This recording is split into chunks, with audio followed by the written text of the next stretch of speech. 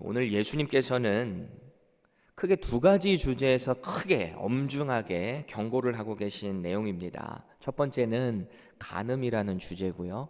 두 번째는 맹세라는 주제입니다. 먼저 오늘 본문의 시작은 27절에 이렇게 되는데요. 또 간음하지 말라 하였다는 것을 너희가 들었으나, 이렇게 시작해요. 또라는 표현으로 시작하죠. 또라는 말은 앞서 말한 것에 더해서라는 뜻입니다.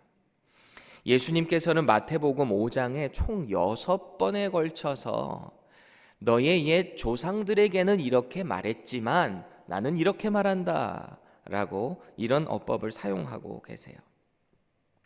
확장시키는 어떤 의미로 우리는 받아들일 수 있어요. 출애굽기 20장에 보면은 하나님께서 이 모세를 통해 이 율법의 말씀 10계명을 주시잖아요.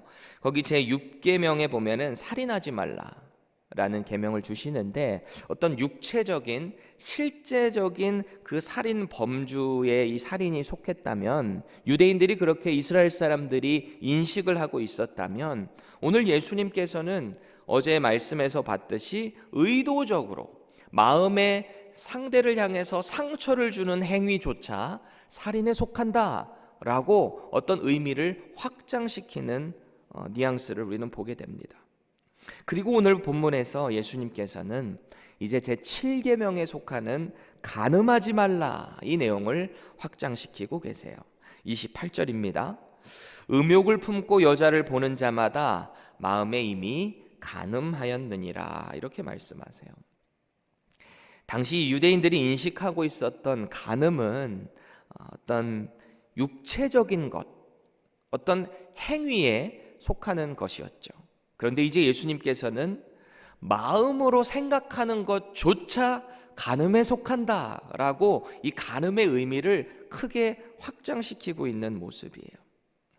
여기서 음욕을 품는 이라는 이 헬라어 단어의 표현을 보니까 갈망하다, 간절히 바라다, 혹은 욕정이 타오르다라는 뜻을 가지고 있어요. 그냥 단순히 한 번 보고 음욕을 품는 정도가 아니라 정말 이 마음에 타오르는 그런 욕정을 갖는 그런 의미를 갖고 있죠. 또 여기서 마음으로 번역된 이 헬라어 단어의 뜻을 보니까 단순한 어떤 생각의 의미를 넘어서서요, 이 영적 생명의 중심자리라는 뜻도 가지고 있어요. 영적 생명의 중심자리 가운데 이 상대를 향한 불타오르는 음욕, 욕정을 품는 것을 예수님께서 말씀하고 계신 거죠. 때때로 우리는 본의 아니게 실수로 음욕을 품는 경우가 있을까요? 없을까요? 살아가다 보면은 종종 있을 때도 있는 것 같아요. 종종 이메일을 확인하다가 교묘한 이메일 있잖아요. 교묘한 이메일, 음란 사이트 교묘한 이메일. 제가 예전에 한번 김지수 팀장입니다 이렇게 와가지고 교회 관련된 누군 줄 알고 클릭했더니 이상한 사이트로 갑자기 연결되는 그런 경험을 한 적이 있었어요. 순간적으로 그런 이 사진 같은 것을 봤을 때 음욕에 휩싸일 수 있는 가능성은 연약한 인간이기에 있을 수 있죠. 근데 오늘 본문에 나오는 이 음욕을 품는 이 과정은 아주 마음속으로 계속해서 지속적으로 품는 어떤 간음 행위를 이야기하고 있는 거죠. 그럼 그때 어떻게 해야 할까요? 오늘 예수님께서는 29절에 이렇게 말씀을 하시죠. 죄를 짓게 한 오른 눈을 빼버려라. 왜냐하면 백체, 그러니까 whole body예요. 온 백체가 지옥불에 들어가는 것보다 차라리 그 하나 없어지고 나서 이 구원받는 게 낫다라는 말씀을 하시죠. 30절 보세요. 죄를 지은 오른손 찍어내버리고 나머지 몸은 지옥 안 가는 게 낫다, 이렇게 말씀하세요. 마음이 심란해지시죠? 어떻게 해야 될까? 어떻게 해야 될까? 실제로 3세기에 이집트의 알렉산드리아 학파의 유명한 교부였던 오리겐이라는 사람은요, 이 마음의 음욕을 품지 않으려고 자신의 고안을 거세해버리는 그런 극단적인 선택을 했어요. 여러분, 정말 그렇게 하면 과연 음욕이 사라질 수 있을까요? 정말 마음속에 짓는 이 음욕의 죄로부터 자유로워질 수 있을까요? 아마 이런 식으로 우리의 신체를 하나하나 제거하다 보면은 이 땅에 살아있을 사람 아무도 없을 것 같아요. 복음서에 나타나는 예수님의 사역 스타일을 볼 때, 그분의 성품을 우리가 보게 될 때, 예수님은 죄를 짓게 된 우리의 그 신체를 다 제거해버리라, 순종해라, 이런 의도로 이 말씀을 하신 건 아닌 것 같아요. 요한복음 8장을 보면 서기관과 바리새인들이 예수님을 어떻게 해서든지 고발할 그 핑계거리를 잡아내려고 이 긍휼이라는 주제와 이 간음이라는 율법의 순종이라는 주제를 가지고 예수님을 시험하는 장면이 나오죠. 올가미를 둔 거예요. 요한복음 8장 4절 보세요. 예수께 말하되 선생이여 이 여자가 간음하다가 현장에서 잡혔나이다. 예수님이 하신 행동은 뭐였죠? 우리가 천국 가서 예수님께 꼭 여쭤봐야 될 그 내용이잖아요. 허리를 굽히시고 땅을 향해서 뭔가를 열심히 쓰시는데, 그 장면을 보고 있었던 서기관과 바리새인들은 그 자리를 뜰 수밖에 없었고요. 그곳에 함께 있었던 어른부터 젊은 사람들까지 마음의 양심의 가책을 받았다. 그래서 그 자리를 뜰 수밖에 없었다 라고 사도 요한은 기록을 하고 있어요. 요한은 그 이후에 이 클라이맥스에 대해서 이렇게 기록을 하는데요.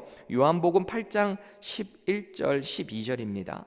예수께서 일어나사 여자 외에 아무도 없는 것을 보시고 이르시되 여자여 너를 고발하던 그들이 어디 있느냐? 너를 정죄한 자가 없느냐? 그러니까 여인이 이렇게 대답하는 거죠. 주여 없나이다. 예수께서 이르시되 나도 너를 정죄하지 아니하노니 가서 다시는 죄를 범하지 말라 하시니라. 아멘. 모두가 율법에 의해서 돌로 쳐야 된다라고 생각하고 있을 때 예수님은 이 간음한 여인을 용서하셨어요. 그것도 현장에서 음행을 하다가 잡혀왔다라는 여인을 용서하신 거죠. 그리고 그녀에게 다시는 죄를 짓지 말라, 이렇게 말씀을 하십니다. 사람을 용서하셨지만 간음이라는 죄는 용서하지 않으셨어요. 그래서 예수님이 다시는 죄를 범하지 말라 이렇게 명령하신 거죠. 이런 주님의 사역의 스타일이나 예수님의 성품을 보게 됐을 때 오늘 주님께서 육체적인 간음뿐 아니라 겉으로 드러나지 않는 마음으로 짓는 죄도 가볍게 여겨서는 안 된다라는 그런 의미로 이 간음의 죄를 그렇게 강하게 선언하고 있다라는 내용을 우리는 이해해야 하는 거죠. 나아가서 예수님께서는 신명기 24장 1절에 나오는 이혼이라는 이 율법도 간음과 연결해서 확장시키고 있어요. 32절 보세요. 누구든지 음행한 이유 없이 아내를 버리면 이는 그로 간음하게 하며 또 누구든지 버림받은 여자에게 장가드는 자도 간음함이니라. 먼저 우리는 하나님께서 모세 시대에 그에게 주셨던 이 이혼이라는 법, 그것을 제정하셨을 때의 시대적인 배경을 이해할 필요가 있어요. 당시의 여성의 인권과 그 권리에 대해서 우리는 이해할 필요가 있는 거죠. 모세 시대 때도 그랬는데 너무 얼마나 힘들었어요. 어떤 하나의 소유물처럼 그렇게 인식되었던 게 이 구약 시대라고 볼 수 있는데, 예수님 시대에도 여인은 여전히 전체 수 카운트할 때도 들어가지 않는 그런 권리가 보장되어 있지 않았던 시대라는 것을 우리는 알 수 있죠. 그러니 하나님께서는 이 당시 모세 시대 때 여인의 그 권리를 보호하시기 위해서 수치스러운 일, 음행을 하지 않는 이상은 이혼하지 못하도록 그 이혼법을 제정해 주셨던 거거든요. 마치 이 눈에는 눈, 이에는 이 이런 법도 제정하셨잖아요. 그게 이 복수하라고 그것을 권장하신 것이 아니라 당시 이스라엘 사람들은 어떤 자신의 가족 중에 누군가가 상해를 입었을 때, 죽었을 때 반드시 쫓아가서 7배나 갚아주는 전통이 있었잖아요. 그래서 그것을 하나님께서 당신의 사랑과 긍휼로 바꿔주신 법이 1:1 법칙이었어요. 이혼법도 마찬가지인 거죠. 여성의 권위, 인권을 보장해 주셨던 하나님의 어떤 사랑과 긍휼로 우리는 이해할 필요가 있는 거죠. 이혼법도 마찬가지예요. 그런데 훗날 이 이스라엘 사람들은 하나님께서 제정하셨던 이 이혼법, 그것을 변질시켰어요. 하나님의 의도를 벗어나서 남자들의 성적인 방종으로 이것을 사용했어요. 뭐 예를 들어서 결혼을 했는데 이 여자가 마음에 들지 않거나 혹은 다른 여자가 눈이 들어올 때 이 이혼법을 사용해서 일시적인 이혼법을 만들었거든요. 일시적인 결혼을 했는데 일시적으로 이 결혼을 했다가 그것을 파기할 수 있는 이혼 증서를 써서 주면 이혼이 합법적으로 그것이 통과될 수 있는 그런 법으로 이스라엘 사람들이 변질시키고 오염시켜 버렸다라는 것입니다. 그것에 대해서 예수님께서는 여성의 인권을 보호해 주심과 동시에 애초에 변질돼 버렸던 이 악법의 가능성을 제거해 버리신 거예요. 자, 이제 예수님께서는 오늘 본문의 두 번째 주제인 이 맹세에 대한 율법을 확장시키고 계세요. 맹세. 본문 33절 보세요. 또 옛 사람에게 말한 바 헛 맹세를 하지 말고 내 맹세한 것을 주께 지키라 하였다는 것을 너희가 들었으나. 이 뉘앙스를 보세요. 거짓 맹세하는 거 빼고는 맹세해도 된다라는 의미가 되기도 합니다. 그런데 오늘 예수님께서는 이제 주께 지키는 맹세조차 금지하고 계세요. 그리고 그 이유를 설명하고 계신데 34절 보세요. 하늘로도 하지 말라. 왜요? 하나님의 보좌임이요. 하늘은 하나님의 창조물이자 하나님의 왕권을 상징하는 곳이기 때문에 그곳을 향해서 너희들이 맹세하지 말라 이렇게 말씀하세요. 35절에서 36절은 좀 더 우리가 의미를 좀 친근하게 접촉하기 위해서 세 번역으로 볼게요. 땅을 두고도 맹세하지 말아라. 그것은 하나님께서 발을 놓으시는 발판이기 때문이다. 예루살렘을 두고도 맹세하지 말아라. 그것은 크신 임금님의 도성이기 때문이다. 내 머리를 두고도 맹세하지 말아라. 너는 머리카락 하나라도 희게 하거나 검게 할 수 없기 때문이다. 이 종합해 보면 하늘도 땅도 예루살렘도 심지어 사람의 머리로도 맹세할 수 없는 이유는 모든 것이 다 하나님께 속한 것이기 때문에 그곳을 가지고 와서 맹세한다는 말 자체가 결국은 하나님을 향해서 하나님의 이름을 걸고 맹세하는 것이 된다라고 예수님께서 말씀하시는 거죠. 그렇기 때문에 맹세하지 말아라 라고 하시는 거예요. 따라서 구약의 율법은 하나님을 향한 거짓 맹세로만 이해됐다면 이제 오늘 예수님께서 주시는 맹세는 위선적인 거짓 맹세를 포함해서 습관적으로 유대인들이 하는 맹세 혹은 경솔하게 하는 맹세, 모든 것들이 다 여기에 확장돼서 포함된다라는 것입니다. 그런데 우리는 좀 생각해 볼 게 있는 것이 하나님께서 모세에게 율법을 주셨을 때 이 맹세라는 이 주제는요 어느 정도는 허용되었었어요. 신명기 6장 13절입니다. 내 하나님 여호와를 경외하며 그를 섬기며 그의 이름으로 맹세할 것이니라. 하나님 이름으로 맹세하라고 하나님께서 이 법을 주셨었거든요. 그런데 이스라엘이 시간이 지남에 따라서 하나님의 이름으로 맹세하는 것도 변질되고 말았어요.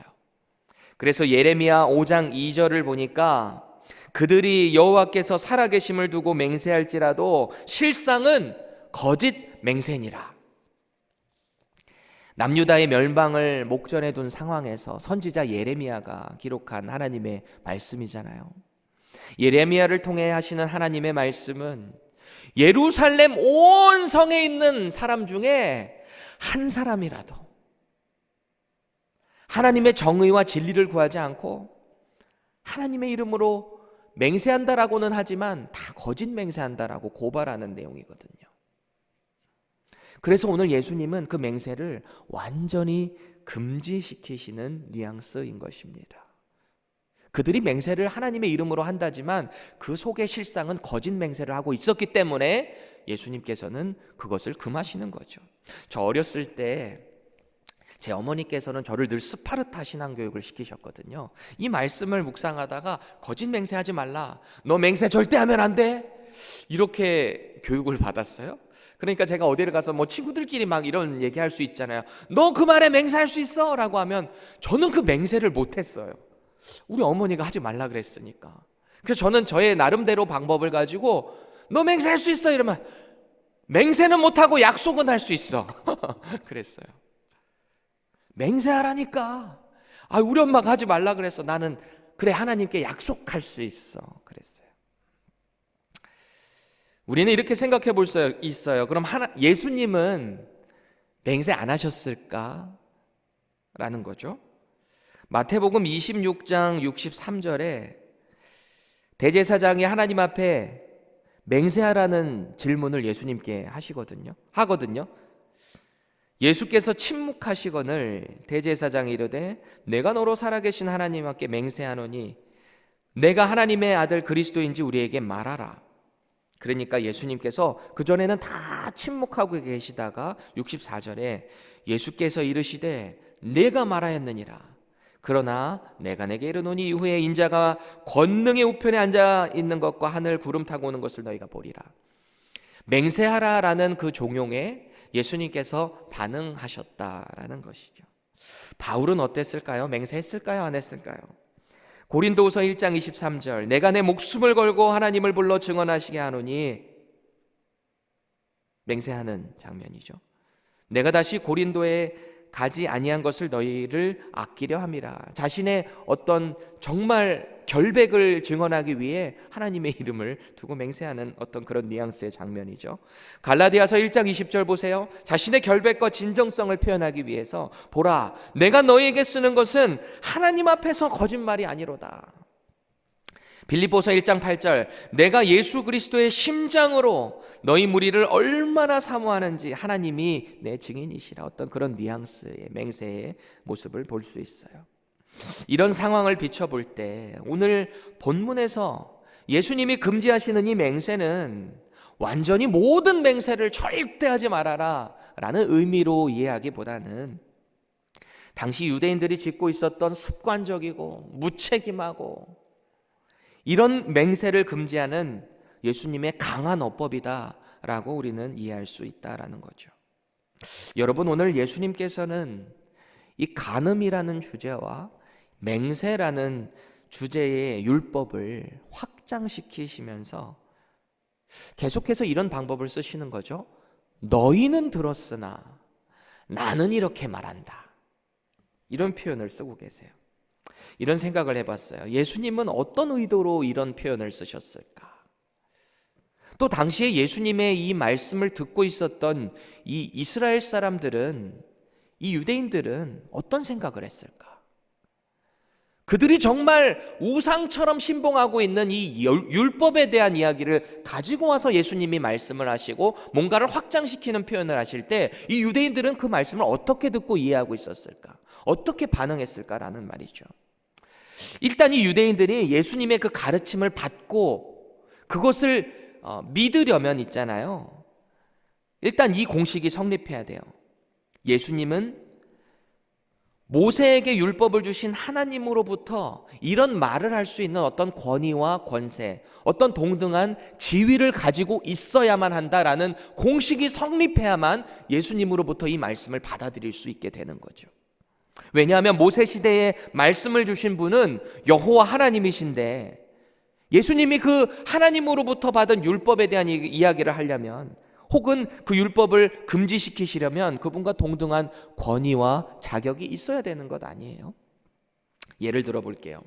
몇 주 전에 우리 교회는 코로나의 확산을 방지하기 위해서 담임 목사님을 비롯한 운영위원회를 통해서 우리가 당분간 온라인 예배로 전환합니다 라고 결정을 내렸고, 그것을 교회 전체적으로 선포를 했어요. 그래서 우리는 온라인 예배로 드려졌어요. 물론 지난 화요일부터 그것은 오픈됐지만 이번 주일은 9시 예배 한 번만 있습니다. 당분간은. 다음 주부터는 11시 예배도 오픈돼요. 그런데 우리 교회는 이렇게 결정을 해놓은 상태에서 갑자기 저 노을스에 있는 영락교회의 어떤 집사님이 돌아다니면서 하늘이교회 이번 주부터 오픈합니다 이 얘기를 하고 다니는 거예요. 전혀 우리 교회랑 상관도 없는 어떤 분이, 혹은 세미한교회 어떤 분이, 같은 교단이지만 우리 교회에서 권위를 인정하지 않았고 그분이 그런 말을 할 수 있는 자격이 없는데 하늘이 교회 이제 온라인 예배 없애고 다시 대면 예배 재개합니다, 이런 말 할 수 있을까요? 하늘이 교회로부터 인정받지 못한 그 사람은 그런 말을 할 수 있는 자격이 없는 거죠. 하늘이 교회 대표가 말을 하거나 아니면 권위를 부여받은 어떤 관계자가 그 말을 할 때 그 말은 성립이 되고 힘이 있게 되는 거죠. 그렇게 볼 때 오늘 예수님께서 하나님이 옛사람을 통해 하신 그 율법 말씀을 확장시키실 수도 있고 혹은 금지시키실 수도 있다라는 말은, 예수님은 하나님과 동등되는 분이심과 동시에 하나님으로부터 그 율법에 대한 내용을 언급하실 수도 있고 확장시키실 수도 있는 권위와 지위를 갖고 계신 분이다라는 것입니다. 오늘 예수님께서는 더 나아가서 당신이 메시아이시고 하나님 되심을 선언하고 계시다라고 우리는 이해할 수 있는 것이죠. 오늘 예수님이 마치 이러시는 것 같아요. 나는 너희의 조상에게 주신 그 율법을 주신 하나님이다. 너희들이 전통과 너희들만의 생각으로 변질시켜버린 그 율법을 다시 완전케 하기 위해 오신 나는 바로 그 메시아다라는 것 같아요. 얼마 전에 이 한국 가수가요 만들어낸 그 뮤직비디오가 유튜브에 막 있는데, 요새는 막 그런 게 유행인가 봐요. 한국 가수가 어떤 부른 것을 이 외국 사람들이 보면서 리액션 하는 거, 거기에 반응하면서 뭐 좋다 싫다 뭐 이런 거에 유튜브에 유행하는 것 같아요. 그래서 그냥 호기심에 그것을 클릭하게 됐는데, 그 영상의 가수의 주인공은, 한국 가수는 박진영, JYP라고 하는데, 이 사람과 레인으로 미국에서도 꽤 유명하게 됐던 가수인데요. 이 두 사람이 콜라보레이션을 한 어떤 앨범이었어요. 그래서 그 뮤직비디오를 보면서 이 미국 사람들이, 나름 음악하는 사람들이 거기에 반응을 하는 그런 영상이었어요. 제가 그걸 보는데 참 노래가 흥이 나더라고요. 리듬도 참 좋고 춤도 얼마나 신나게 추는지. 근데 그 제목이 뭐냐면 나로 바꾸자였어요. 제목이 나로 바꾸자. 옆에 제 아들도 이렇게 쪼르르 와가지고, 큰 아들도 같이 이렇게 그 영상을 신나니까 보고 있었는데, 제가 가사를 보다가 깜짝 놀라서 꺼버렸어요. 가사를 보다가. 가사는 이래요. 뮤직비디오 내용도 그래요. 어떤 여자가 있는데 그 여자가 너무 매력적인 거예요. 그러니까 이 두 남자 주인공이 뮤직비디오 상에서 나타나서, 그 여자는 애인도 있고 이미 안정적인 상태일 텐데 그 여자를 유혹하는 거예요, 이 두 사람이. 그래서 그 남자 버리고 나로 바꾸자, 이런 내용이에요. 제가 그걸 보다가 깜짝 놀라서 껐어요. 제 아들 녀석은 옆에서 신나서 뭣도 모르고 막 뭐 나로 바꾸자 이러면서 막 같이 막 따라 부르고 있는데 깜짝 놀라서 껐어요. 그 노래가 얼마나 중독성이 있는지 그 짧은 소절을 들었는데도 계속 이렇게 머리에서 맴돌더라고요. 지금 이 세상은 이성 간의 정상적인 관계를 따분해하는 것 같아요. 요새 드라마들 보세요. 불륜 대세도 아닌 것 같아요. 불륜을 놓고 거기다가 더 아주 극단적인 내용들을 첨가해야만 이 세상 사람들이 좋아하고 관심 끄는 그런 악한 세대를 우리는 살아가고 있어요. 얼마 전에 어떤 탤런트가 TV에 나와서 간증을 하는 내용이었는데, 기독교 방송이었는데, 그분이 이런 말씀하시더라고요. 정말 맞는 것 같아요. 예전에는 악역을 한 탤런트는 식당 가서 밥도 못 먹었습니다. 그런데 요새는 악역 잘하면은 CF 들어오고 뭐 들어오고 막 스타덤에 오르는 세대가 됐습니다. 그만큼 악한 세대다라는 거죠. 이런 사태가 간음이 아무렇지도 않게 어떤 로망스로 변질되는 이 세대가 지금만 그럴까요? 예수님 시대 때는 어땠을까요? 창세기 시대 때는요. 사실 이런 인간의 죄성은 인류 역사 가운데 끊임없이 지속되어 왔어요. 비단 요즘만 그런 건 아니죠. 성경적인 관점에서 볼 때 사탄은 계속해서 하나님께서 만드신 이 고결한 부부의 관계, 이 아름다운 가정이라는 이 공동체를 깨부시기 위해서 끊임없이 사탄은 노력하고 있다는 사실을 우리는 기억해야 합니다. 여러분, 하나님께서 이스라엘에게 율법을 주신 이유와 목적이 무엇이었을까요? 레위기의 핵심이죠. 거룩하라. 너희들은 내가 이끌어내는 그 이스라엘 땅으로 가서 내가 지금 이 심판을 하는 저 이방인들 같이 살지 말아라. 성적으로 타락되고 문란하고 간음을 일삼는, 거짓으로 나의 이름을 일삼는 그런 행동을 너희들은 하지 말아라 라는 그런 의도로 구별되어 살아라 라고 이 율법을 주신 거죠. 인간의 노력으로 어떤 금욕적인 행위를 통해서 우리는 하나님께서 주신 그 율법을 이뤄낼 수가 없습니다. 예수님이 그래서 이 땅에 오셨습니다. 우리의 죄성은 언제나 우리 마음속에서 불릴 듯 일어나는 거예요. 자연스러운 거예요. 우리는 죄인이기 때문입니다.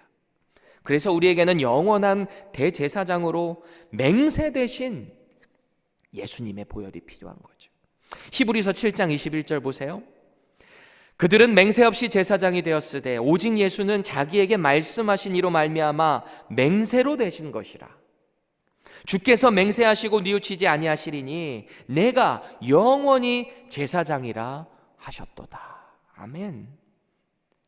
오늘도 만왕의 왕이신 하나님께서 맹세를 통해서 영원한 대제사장 되시는 우리 예수 그리스도를 우리에게 허락하신 거죠. 우리는 그 대제사장 되시는 예수 그리스도의 보혈로 힘입어서 하나님께 나아갈 수 있는 것입니다. 그리고 우리에게 음욕을 주는 작은 죄에도 우리는 민감할 수 있어야 하는 것입니다. 그 방법은 예수님을 의지하는 방법밖에 없는 거죠. 또 다른 우리의 실천적인 방법이 있다면 뭐가 있을까요? 예수님께서 우리에게 주신, 하나님께서 우리에게 주신 이 성경 말씀, 이 말씀에 우리를 계속해서 노출시켜야 돼요. 오늘 예수님께서 그곳에 모인 제자들에게, 그곳에 모인 모든 이스라엘 사람들에게 말씀을 통해서 하나님의 말씀을 강론하시고 확장시키셨던 것처럼 우리도 이 말씀에 날마다 우리를 노출시키고 예배 자리에 나오고 하나님께서 우리에게 허락하신 그 은혜의 자리에 날마다 나아갈 때 우리는 우리의 마음에 불일 듯 일어나는 음욕으로부터 자유로울 수 있게 되는 것입니다. 우리의 마음속에 습관적으로 하나님 앞에 맹세하는 이 거짓스러운 마음들을 우리는 제거해 버릴 수 있게 되는 것입니다. 오늘도 우리의 이런 결단 가운데, 믿음 가운데 하나님의 자녀로 승리할 수 있는 저와 여러분들 되시기를 간절히 축복드립니다. 기도하겠습니다. 하나님, 오늘도 우리에게 주신 하나님의 말씀, 오늘도 예수님을 통해서 우리에게 이 율법의 말씀을 확장시켜 주신 이 말씀을 신뢰하고 또 예수님을 신뢰함으로 우리가 믿음의 자리로 나아갈 수 있기를 간절히 원합니다. 우리는 너무나 연약합니다. 이 세대가 너무 악하고 그 악함에 노출되었을 때 우리는 언제나 넘어질 수 있음을 기억할 수 있게 하시고 오늘도 죄의 민감함을 통해서 말씀으로 날마다 하나님의 자녀로 살아가겠다고 결단할 수 있는 우리 모두 되게 하여 주시옵소서. 예수님의 이름으로 간절히 기도합니다. 아멘.